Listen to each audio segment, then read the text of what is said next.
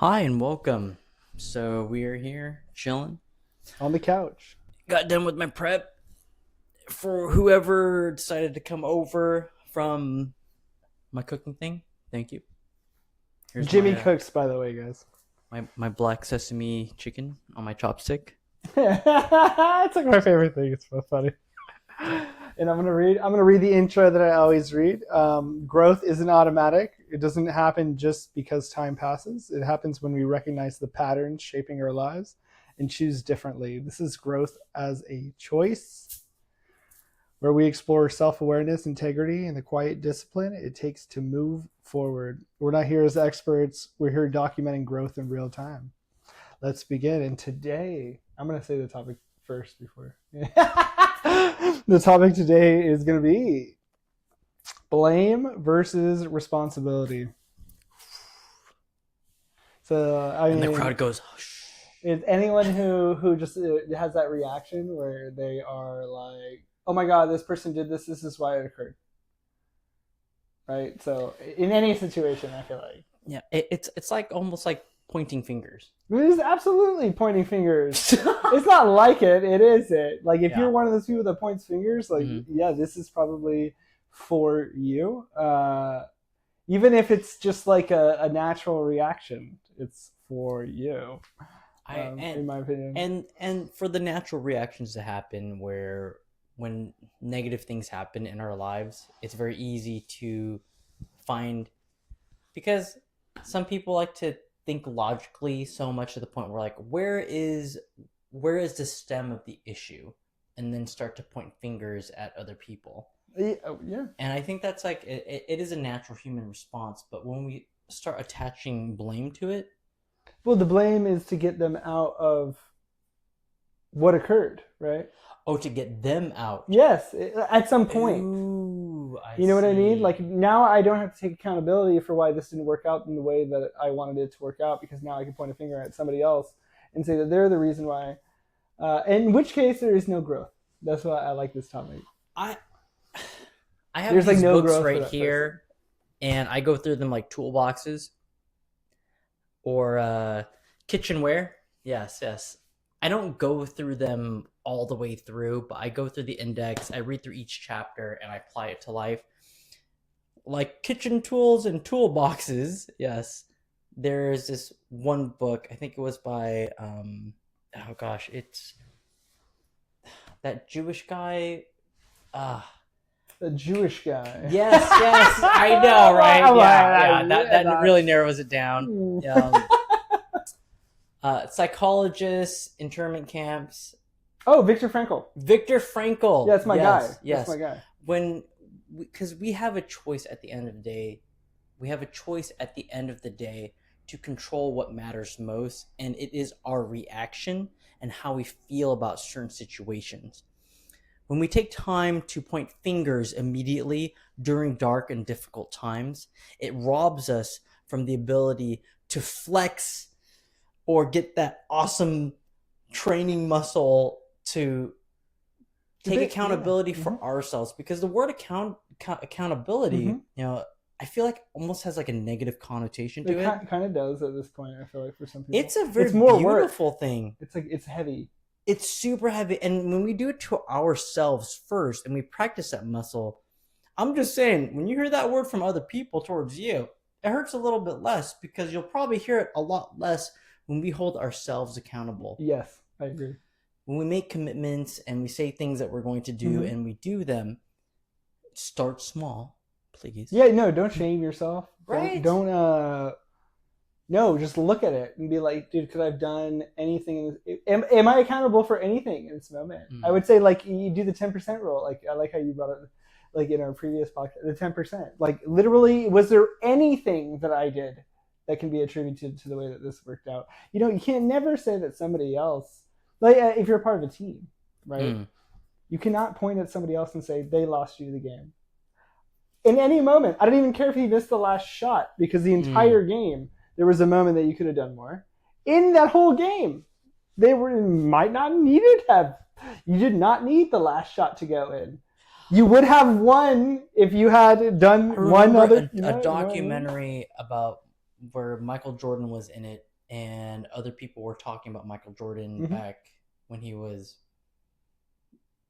playing basketball very well, and his teammates like Scottie Pippen, Yeah. right? Mm-hmm. Dennis Rodman, Dennis Rodman, Steve Kerr.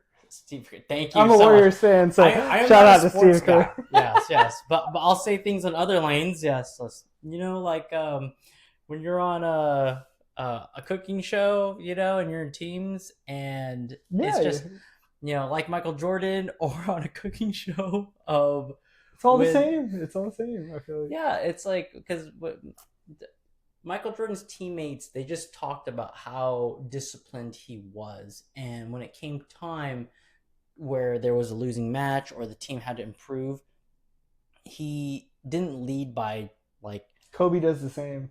right. It's Kobe just Bryant. you do just something about doing it by example. Mm-hmm. It's like I didn't do enough by example. A loss is a loss, right? And then also move forward. Yeah, and control what you can control. Mm-hmm. And you can't control shit. Sorry. I'm just saying, yeah, heck like, no, man. Like you can't really control shit, but you can control as ladies. much as you possibly can. Like yeah. I like in the back of your mind, it's like shit can go crazy. Yeah, and I think it's a part of like letting go in this world, where it almost feels like a form of self-sabotage when we start to focus on things that we cannot control. You're absolutely. I feel like you're absolutely. I feel like you're absolutely correct. I'm gonna say one that's it's gonna hit home. Okay. Go ahead. Right. Let's hear it. You know how when you are having dinner with your parents sometimes, and they just I know we all have parents, but I'll tell you one thing's for sure: it takes a lot less energy focusing on improving our own lives than it does trying to improve theirs. And I think spending more time improving our own lives than our parents in this world, there's gonna be a lot more smiles. Yeah, I think it'll benefit them in the long run. Like especially, well, it depends on where we're all at, right? Yeah. So like, if my parents aren't doing good, I'm not doing good. How do we get to a point where I can actually give back? Yeah, I would have to be doing good. Like it's almost obvious to me. Fill your cup first. Yeah, like it's not even selfish to do so. It's not even close to selfish to do so. I'm learning more about that concept, and because it feels selfish at first. It feels selfish, but it isn't. It can't be in the long run. And I don't like looking super far in the future or super far in the past. I just like looking at very close things. Mm-hmm. And then, I can go analyze like past. I mean, I feel like I just know that it's true. Selflessness and selfishness, I feel like, are two parts of the same coin. Yeah, try to balance it on your finger. Like, oh man, yeah, that's and sometimes, which is hard. When I have a strong feeling where like, if you have to ask yourself when you're doing something for yourself, if you have to ask yourself, am I being selfish? You probably aren't. Probably not. Right? Yeah. You are, but you're at least aware. Stats. Yeah, and that awareness you're aware. is it shows a level of empathy automatically towards other people and yourself included. Yeah. It almost might feel like unempathetic to not include oneself, to be one-sided empathetically to others, but not yourself. But then if that's the case, then is that even empathy? To an extent. You're being empathetic of other people. You're not being empathetic of yourself. Well, that sounds like being selfish. You're not even but you're like not using like what you would give as and you know what, like empathy is not something that's given. It's something that's just like it's there. Like you'll feel it, and if you want to give it, you'll give it. But there's that people pleaser, kind of. And I hate saying it like that because now I want a different word. I want something that's in between that, like something that's like you're just giving more than you're giving to yourself, kind of thing. In which case, I feel like that's the loop that you need to kind of break, or that's the loop that you kind of need to notice. Because if you do give yourself a little bit more, you'll realize that you're not like taking anything away from Oh the yeah, other people. It's it's not. people It's pleasing. yeah, but it's not like it's not really taking away anything from somebody else unless somebody's making it. Which that might actually be a signal that it's a little bit toxic if somebody's like, "Hey, you're not doing this for me anymore." There were times in my life where I have done a lot of things, and it got to a point where even if it was good or impactful or helpful or anything like that in that degree, it turned into a point where some people would be like, "But did I even ask for that?" Oh yeah, yeah, yeah. Well, I mean, I'll tell you You straight up. know, well, If if you're giving thank me the you. unwarranted Yeah, advice or the unwarranted shit, I'll be like, you know what? I do know that already, or I'll say I don't yeah. know that already. I don't want that right now. And there's nothing wrong about being warm and kind and No. giving and Mm-mm. generous in this world. But when it comes to a point where like you yourself is so stressed out and just You hit it on the nail. The stress should be a it's signal. kind of like that's the only person to point fingers at that point is yourself. And that's what you can control. And that would be responsibility, or accountability. That is accountability and responsibility. Yes. And a dash of discipline, Yeah, but clean that shit up. Like, don't be mad. Don't be mad at yourself because of those things. I feel like people get trapped. They're like, oh, I didn't do, whatever. They like, you get stuck in this like, I didn't do enough, or I wasn't caring about myself enough. It's just like past thought, right? So if you're in a reflection, do not dwell on the reflection. It's almost like blaming the past for where you're at in the present. I mean, that's not okay because where you're at in the present has nothing to That's do a with mic that drop stuff. right there. Like Because it like really doesn't matter. pointing fingers doesn't have to always include other people and It's even reactive. self. It's reactive, Yeah. and it can be situations. Mm-hmm. Pointing fingers at the past. That's.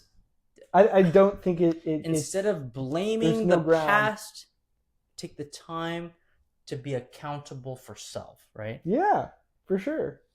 And maybe be accountable for your own like past type things. Like, and if you're reflecting on it where it's actually negatively affecting you, where you're like, shit, well, now I feel like shit. Well, maybe you should feel like shit for a moment, but you shouldn't feel like shit any more than that moment. And you should be like, hey, well, I can do something different right now. Because right now is not that. It's not the past.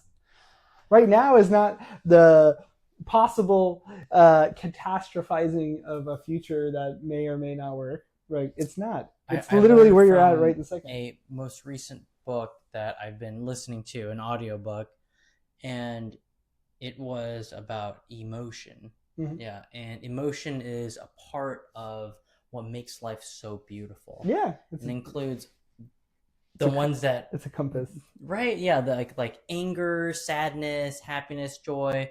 Inside Out, it's a good movie. Watch it. Okay, it explains a lot. Yeah, it's so good. It's so good. Like I've been really learning about that kind of stuff, and a lot of pent up emotions is actually felt within the body. Mm-hmm. And if we don't let it out properly, you will get sick. For sure. Like we're talking anxiety, neck pains, anxiety, mental, physical, can't sleep. Mm-hmm. Like all the things that we need to do. Yes. And when we learn how to let go of things properly, feel by letting it flow rather than bleeding out. Yeah, because that's a good because I would say emotionally. I'll be honest, I'm gonna say emotionally bleeding out. That's a really I used to emotionally bleed out, and it made a lot of sense why some people were like, "Dude, is this guy okay?" And we take the time to invest in ourselves and holding ourselves accountable to let our emotions flow, because we're not here to stop them. No. Yes. We're not here to bleed out either, yes, Mm-hmm. but to let it flow, to feel. Because when we're so focused on things in life, there's all these distractions. Like, for example, I'm going to call myself on this one. Hold myself accountable. We're staying on theme. Yes. Yeah. sometimes I am so focused on doing consistent actions, which is very important in this world. I think it's very wonderful and beautiful. That, but of course, too much of anything is a bad thing. Where I do too much consistent actions, where I don't allow myself to even feel the moment sometimes. And am I doing it because I'm distracting myself from other things? Am I trying to delay things? Am I being overly ambitious or overly caring? Who knows? Only I will, until I start to question myself and hold myself accountable. I don't think you can be over of those things that you mentioned. No. Well, I beg to differ. When you say over, I'm like, yeah. I'm more of leaning towards the only reason why you believe it's over is because there was some form of like avoiding something in that moment, right? Yeah. Like I'm doing it to mask this other thing over here, right? Like that's when it becomes over caring. You can't over care for someone, in my opinion. You know, I think maybe I got used to a certain type of speed. Mm-hmm. And learning to slow down and to just feel. Mm-hmm. I remember hearing. I remember hearing. Right? Yeah, I remember hearing from someone. You can't feel when you're fast. Tell me about it. That just let things happen. Enjoy the moment. Mm-hmm. There's gonna be a lot of things that's gonna change. It's presence. Mm-hmm. Exactly. Like for example, like of course, when someone has a kid and they're too focused on what's next, what's gonna happen, all that worry. No, just enjoy the moment. Hold your kid. And maybe those things will happen, but you don't need to think about it now. Or like when you win a game, enjoy the moment. Really savor it. Yes. Instead of like, oh, next game. All right, we're going to win the next one. We're going to win the next one, or... I mean, that's like after a loss, right? Usually, yeah. But sometimes that's after usually, wins. Coach says that, though, to like get them out of the mindset that was it all, right? Like, it's like the reason why a coach might do that is to just get them out of... But yeah, it's not wrong or right. And now that I think about it, it's actually, in my opinion, you shouldn't say that. You should say, you know what, you guys played like shit. But we do have to play tomorrow. Well, okay. How about this? I'm not going to lie it's about like the it's future. like making a dish. Yeah. Yeah, when you make a dish and it's good, but you don't even take the time to even taste or enjoy it, but it's so focused on what's going to be the next dish. How am I going to improve it? Like... Yeah, you won't be able to even like eat it or enjoy it or savor the flavor. What are we doing? And I think that's point? Like a part of Like, what's the point of making the dish? What's the point of playing the game? Yeah, when it's like always just improve, and there's nothing wrong about growth. It's just that when we're so blinded by moving forward in this world, we lose the chance to be present and live in the now. Because if we truly want to affect our future, if we truly care about our future, you should absorb all that present right now in the presence, because it is the current consistent actions now, the choices and actions that happen now on a consistent basis that affect our future. The mind focusing so far ahead, and I'm not saying planning ahead is a bad thing. I'm just saying the most impactful thing that will create your future forward is how you are right now. Absolutely. And we can make a choice to make good decisions and enjoy and savor the moment. Mm-hmm. Because when we have our heads in the clouds, I am saying this more for me than it is for everybody, okay? You're actually still in the present. There's only one place you actually are. Your mind might be somewhere else. But there is only one place that you can actually do growth or anything. Any learning, any building is like right now. Like what the power of now, like Eckhart Tolle. Oh my gosh. Are you freaking... It's that you did. How do you know that book? What do you mean? Because I love Eckhart Tolle. Like I Like it literally is true. I don't even It's know much absolutely about that true guy. for Yeah, I just, me. yeah. But like you can't do anything in your future thought, and you can't Mhm. do anything in your past thought. You can maybe grow from your past thoughts, Mhm. but like the future thoughts are kind of poop, in my opinion. They're going to lead you a bunch of different directions. And then like the only time you can actually do anything, you can dream in the future, is what I think now. Discovery. And the only thing you Future can actually do anything is is in the only present. for planning. It's dream. Past is for learning. Yeah, I would say learning. The I'd say present that is it. is for change, for growth, Peace for too. peace, Yeah. for enjoyment, for savoring the moment, to taste life and to live. Yeah, to live. Yeah, To literally and I'll be live. honest, tasting life and enjoying the moment and savoring the moments may actually increase the chances most to impact a very happy forward life. I think so. And like people talk about manifesting. They're not manifesting a future. They thought about that dream or that future, and then in the present moment are doing things to get there. That's it. And they're not going in between these thoughts.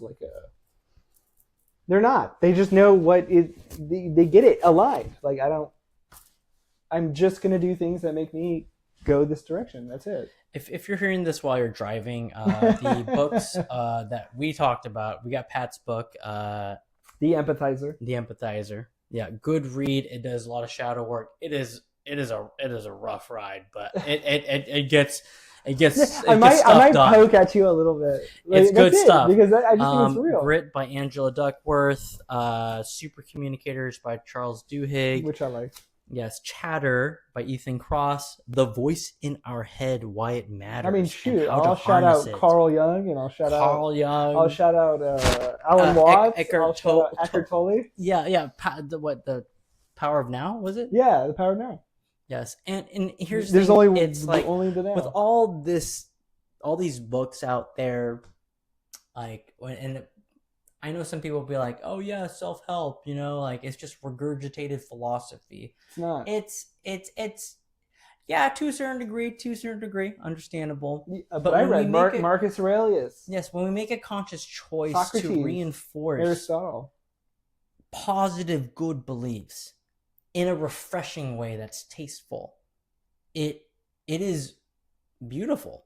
Yes, and I'm not trying to say let go of the classics, but when new things pop out that is fresh, zesty, now, here, tasteful, and that is a part of a legacy, we're carrying things forward. We're not trying to change the whole dynamic. We're just carrying things forward and make it more palatable in this world. That's literally that's why I mean, it's also like to get my thoughts out, right? Like for me, it was like I read all this information, I read all these books, I read from all these amazing people, and like I find that they might be missing a couple things here and there where I'm like, if I just put these all together in my own experience, I can kind of explain like how they kind of all go together. Add it to the current palette that is refreshing. Yes. I mean, whatever, we can try. Oh no, like it was just a saying, yeah, for the moment. Yes. Oh yeah. We didn't even go into any of it. We didn't. Like I was gonna say, blame feels good to people who blame, right? Because it removes any sort of the initial feeling where if somebody pointed a finger at you and said, "You made us lose," you'd get a super huge, almost like adrenaline rush and want to blame somebody else type of thing. Where I feel like blaming might actually be contagious. Is that freaking real? Bad way. Is that freaking real? I mean, I just feel like blame is like they call it scapegoating, right? Yeah, scapegoating. Yeah, and then like even if you're a fan of a sport, you're gonna go blame the quarterback for losing a game because he threw one pick, when there was 22 people who played the entire game. Mm-hmm. There's probably a defense that gave up many plays that they could have got a pick for a touchdown to win a game. Whatever it is, it's like everybody sees like what occurs and then wants to point a finger and be like, "That's the blame." But I'm like, it's like looking at a dish and be like, "It was the lemon. It was the lemon that destroyed everything. It was the lemon that destroyed the whole dish." Like maybe that probably it's not. Like if it was just like one drop, it was probably more than that. Yeah, no, it was more than that. Like for me, it's like 100%. It was more than that. And as we move on, so I can define the pattern. So blame sounds like it's their fault. I mean, that's obvious. That situation messed me up. Did that situation mess you up? That's why I'm stuck, right? And then responsibility or accountability sounds like this. It's what part of this is mine? What can I control? What can I do next, right? So instead of thinking about what in that little past moment in that reaction like was the cause of where you're at now, in which case you're not going to do anything, you're just going to blame and do nothing, versus taking responsibility, you're actually going to be like, dude, how can I improve? That's actually growing, in my opinion. If you blame the never lemon not and then take you're like, accountability. so it was the lemon, and you take lemons completely out, I promise you, dishes will not be served the I same might again. actually You take might lose the someone's zest. blame and literally use their blame to just go into myself and be like, was that my fault?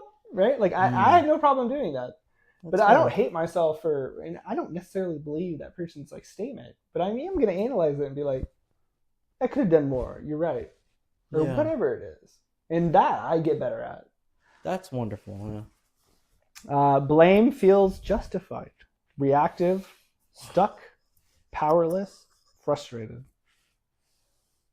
Because even if you blame someone, I'm like, dude, you're just frozen. You get that rush, but it ends up having. It's like a relief that you're like, don't have pressure on you. It's almost like if somebody blames you, but you still feel not very well. Yes, yeah, I would agree. Like you're not going to feel very well. Yes, because it's like because the emotions that I was just mentioning about, like even sadness, when we are begrudging to ourselves, is actually progress forward.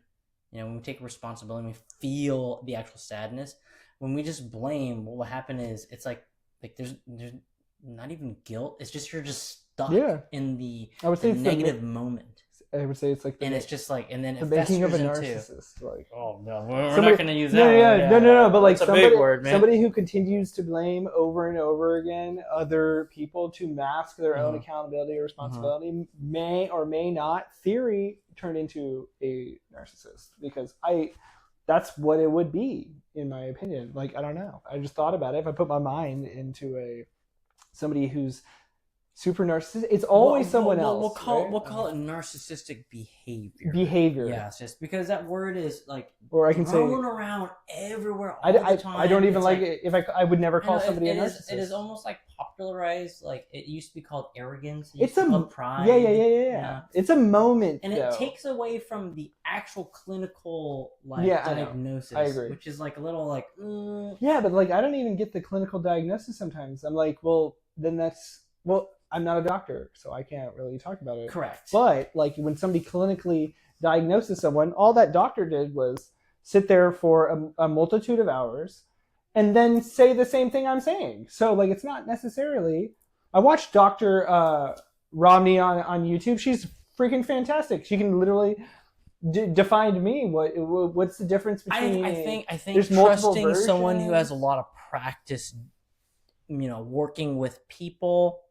They're allowed, right? Yes, but they could be also incorrect. But like if for self-studied books, we don't talk to a lot of people in that way to do diagnoses. I would feel like self-diagnoses and or to diagnose others, maybe not as. I'm never gonna think that way. I'm never gonna put myself down because of somebody else may or may not know more than me. I'll hear their opinion as well. I think having a level of trust in the docs, I mean, why? Because they have the practice. Yeah, so I will, to an extent. Yes, to an extent. Fair enough. To an extent, like I will. Yeah. There's no such thing as like a perfect doctor or perfect anyone at any That's job. what I'm saying. Like, there's no way. I'm not saying that like I would just be like no or whatever. Because I would literally listen to what they have to say. Actions and experiences matter. Yeah. Yes. Yeah. And and no one's perfect. So. And diagnoses suck in general. They're always wrong. Right? Like, yeah, I mean, like, there's no 100% diagnoses. Like, first of all, autism was like, just autism for a long time, and then they decided to say it was a spectrum. Mm-hmm. Okay, so all the diagnoses when it was not a spectrum were incorrect in my opinion. Mm. Now that you have a way to do it on a different scale and we have more knowledge of it, now we have more layers. Yeah, it's better for me, like for me to understand because there's somebody who's, you know, way over here, and they all honestly everyone's on the spectrum. Yeah, Right? Like, different flavors and. yeah, I know you don't want to say it like that. No, but I think that like everyone's on the spectrum in some way, right? So if we're going to do the spectrum way of diagnoses, then everyone's on every spectrum of every diagnosis. We're narcissists to an extent. We might be way down here on the narcissist level. Everybody can do those types of behavior. I just remember doing and like really studying it one time. I'm gonna say this: if you ever have to ask yourself, am I a narcissist? You're probably not a narcissist. Probably not. Yeah, so it's good. It's wise to let it go. Yes, and it's wonderful that you had enough empathy to even question. Yes, because it means that you have the ability to care enough about others to even question it first in yourself. Yeah, I would agree. And it's like it's not even. I would agree with that. Yeah, it's not even like in a way where it's just like am I? No, it's more like am I? I don't know. I'm expressing it like that's how. And I'm gonna get away from that talk, right? So yeah. Let's go. But what's funny is the next thing that I have here is something doesn't go your way, and your first instinct is to say that wasn't on me. For me, what pops into my head is a narcissist. Like, a narcissist would say that, but I'm not even. We'll get off that. Word. Well, I know, it's a strong. If the first thing that pop in your head, like, is it me? But why is it negative? It's negative because there's a bunch of negative connotations, but it's also just. I would call it arrogance. I would call it arrogance. Okay, yeah, arrogance or ignorance, either one. Oh, that's arrogance and ignorance. Mm-hmm. Yes, and let's not diminish arrogance and ignorance because the word narcissism exists in this world. You need to understand that those two words are very powerful things that should be understood. And I don't think I'm gonna leave it there. Yes. No, keep going. That's good. I will say that for me, like I like that you have the 10% rule. If you can, and you said like even if you're aware of the question to ask yourself, like for me that's enough. To know that like you're aware because you're like, hey, am I doing this thing? And if you're just gonna be like, no, I'm not, right? Like, well, then you didn't really think about it that much because you might have been 10% doing that thing, right? Like, or just in the slightest way. If you want to be somebody who actually takes accountability or responsibility for anything, you're definitely not pointing a finger. You're really not, unless it's like. And if you have to point a finger, then maybe you should have a conversation with that person, like literally, and then see if you work it out. Yeah, exactly. Because now you can't point a finger at that person the next time that happens, and see if the same thing occurs. And in which case, you're going to find out whether that was that person's fault or not. But you can't really just blame a person based on one scenario, one reaction, one game. Like whatever it is, whatever it is. I watched Balls Out with Mark Wahlberg, and shit was funny because I saw him he got pelted in the face by a soccer ball, and they have it like where they're doing like the World Cup, right? So Argentina versus Brazil, like those two countries love soccer, or football. They do. Yeah. And so they definitely have beef with each other. Mark Wahlberg like runs onto the field, some shrimp, and then gets pegged in the face while Brazil is going to tie the game in the 90th minute. So, and I don't even know where I was going to go with this, but I had an analogy here. Like I had it lined up. Like he's cooking up a dish. Let's go. He was blamed for that loss. Oh, like and I mean, like literally, if you were going to blame anybody for Brazil losing this game, it was the dude who ran in front of the open goal and got pegged in the face where they didn't get a goal, right? Like to tie the game. Like if you're going to point a finger at somebody, it would have been like Mark Wahlberg. But when I think about it, like in my opinion. In that movie, like if there was better guards, that guy would have got tackled. You know what I mean? Like if you go deep into it, like it actually. What's the movie called? It's Balls Up. Balls Up. It's on Amazon Prime right now. You heard that, everybody. But it was a really funny movie, and I just like my head went straight to the blame. Ladies and gentlemen, balls like up. They were just gonna murder him for that, for just he was chasing his friend and got pegged in the face. I mean, it was supposed to be a goal, right? But basically, all of Brazil thinks that this guy is to blame for losing the World Cup. So It like, happens, yeah. but it Because when wasn't there's such heavy entirely. loss, it's so easy to like point fingers. Like, Exactly. you work all day, you put something in the oven and it burns, and the first thing is be like, Shoulda, coulda, woulda. this is because that spot right there, or my sock was missing. And sometimes I feel that way, and that's okay. That's fine. Yeah, and we don't blame one player when it comes to doing games. Yeah. No, I mean, it's also like, I was thinking about like drinkers too, like people who go to AA, and I love anybody who does that, but like, they don't blame anybody. Once you step foot, you don't blame other people for your drinking. They let go and take responsibility. Exactly. Yeah. It's just like an example. That's just an example of mine. I have a lot of admiration. So what a part of this situation is actually mine is the question I like to ask myself. Instead of asking, why did this happen to me? Ask, what can I do about it? What can I do about it? That's a good one.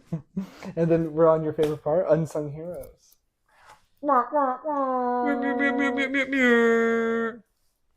And this is fun. There is like so much things that happen to us in life, and the first thing to do is usually point fingers, and it's okay to understand why things happen in this world, but when we're so focused on that is the reason, so much more than giving the effort to figure it out, to find out a way to create a level of peace, sometimes blaming more than trying to solve a situation can actually rob us from opportunity or just ourselves to learn to grow. This is what the podcast is about. Growth is a choice. And I'm not trying to say what has happened in this world is good or bad. It's just that when bad things happen, it is more beneficial to focus on how we can improve on ourselves to move forward, to enjoy and savor the moment now, moving forward. It is so much more valuable because if we want a better future, more joy, happiness, growth, it is now. It is on us. And I'm not trying to excuse whatever is happening out there because there's a lot going on. Yeah. Oh my gosh. I like what gosh. you just said. Yeah. For me, it's about unpolarizing the good and bad. Stop thinking that when it's good or bad. Like, it's gray in here. Yeah. And then when we sit on the good or bad side, that's when we just start blaming and doing all this shit. If you stay in the gray area and it's like, okay, this was a little bit bad, because it probably was a little bit bad. Or a lot of bit bad, but it's not all bad. It's never all bad, and it's never all good. It's never like that. There's a gray area here that I think people forget. This is good, this is bad. No. And if you ever see me in public, I'm going to say this. I have my headphones on. Like, I know that I may seem... I got resting bee face. Yeah, I'm actually a really nice guy. Yes. Yeah, so I'm gonna leave it there. Yeah. Just because you have a straight face while you're Yeah, I know, because I'm so focused. I'm like looking down. And I'm just like okay, the next thing. I'm like, I'm going. You know, like I'm on a mission, and I'm on a mission to enjoy the mission. Yeah, that's how my mind works. It's just who I am. Yeah, and I'm working on it also. But I've also been working on a way to have a level of reverence in this life and appreciation. Like, like outside my door, I literally have a dove that has nested. I've always wanted a cat or a dog, but I'm very fortunate that Pat, my neighbor, has Loki because I'm more of a dove guy. Yeah, and I guess the world or universe or whatever's out there doubled down on it and left a nest outside my door with my dove. It's like literally right there. Yeah, sometimes, there's a dove that just sits there on the porch. Maybe it's there to get. I have no idea. Yeah. I'm a dove guy. It's because you got Lila. Like, I feel like that dove is trying to get at your dove. Just Lila's over here calling all the boys to the yard. Yeah, exactly. Damn right, it better be yours. Chewing all day, dude. I feel like that's what's going on. And then I saw, I'm gonna do an unsung hero for me today in today's episode. is somebody who owns their situation, takes responsibility early, doesn't stay stuck in blame, chooses growth over ego, and ego is what it's protecting usually if you're pointing a finger at somebody else. You can always be like, hey, you may have done this that might have cons, blah, blah, blah. That's fine. To me, that's good. Because then you're just pointing it out to the other person. But it's also being like, it's not all my fault. Definitely don't take blame either. I was going to say it's vice versa. Don't take a bunch of blame and don't give a bunch of blame. Because it's never that way. It's always a percentage. That sounds like teamwork. Teamwork makes the dream work. You know. That's amazing. And I'm not even going to say that one. I love it. Yeah, and I think that's how like relationships are created and connection. I learned recently that when we feel disconnected to others and to ourselves in this world, you will actually get sick. like you will diminish in physical and mental. Yeah, and then we'll find ourselves trying to cope or compensate by doing other stuff sometimes.